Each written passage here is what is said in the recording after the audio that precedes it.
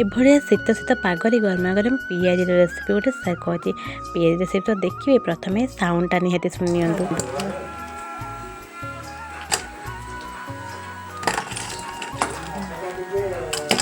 ଦେଖିଲେ ତ କେତେ କ୍ରଞ୍ଚି ଆଉ କେତେ କୁରକୁରା ହେଇଛି। ତ ଚାଲନ୍ତୁ ଏ ରେସିପିଟା ଦେଖିବା ଦୋକାନ ପରେ ପିଆଜି ଆମେ ଘରେ କେମିତି ବନେଇବା।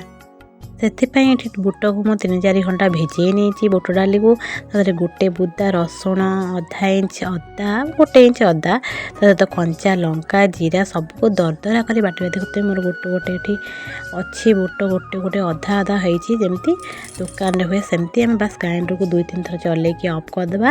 ତାପରେ କଟା ହେଇଥିବା 3ରୁ 4ଟି ବଡ଼ ବଡ଼ ସାଇଜ୍ର ପିଆଜ ଆପଣ କ୍ୱାଣ୍ଟିଟି ଅନୁସାରେ ନେବେ। ଆଉ 3-4 ଚାମଚ ଛୋଟ ଚାମଚରେ ଆପଣ ଆଡ଼୍ କରିବେ ବେସନ ଆପଣ ଦେଖିକି ଆଡ଼୍ କରିବେ।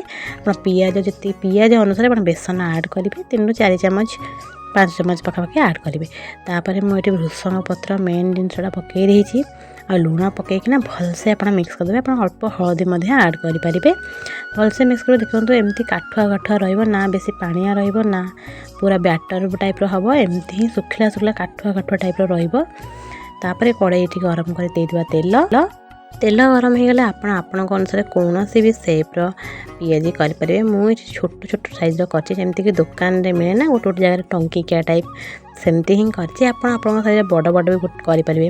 ଆଉ ଚାହିଁଲେ ଆପଣ ବନ୍ଧାକୋବି ଏଥିରେ ଗ୍ରେଟ୍ କରିକି ଛୋଟ କାଟିକିନା ଆଡ଼୍ କରିପାରିବେ। ସିଏ ବି ଗୋଟେ ବହୁତ ଟେଷ୍ଟ ଲାଗିବ। ବଟ୍ ଇଏ ଅଲଗା, ସିଏ ବି ଅଲଗା। ଚାହିଁବେ ଆପଣ ଯଦି କମେଣ୍ଟ କରିବେ, ମୁଁ ତାହେଲେ ବନ୍ଧାକୋବିର ମଧ୍ୟ ଦେଖେଇବି କେମିତି କଟଲେଟ୍ କିମ୍ବା ପିଆଜି ମଧ୍ୟ ବନ୍ଧାକୋବିର ହୁଏ କେମିତି, ସେଇଟା ଦେଖେଇବି।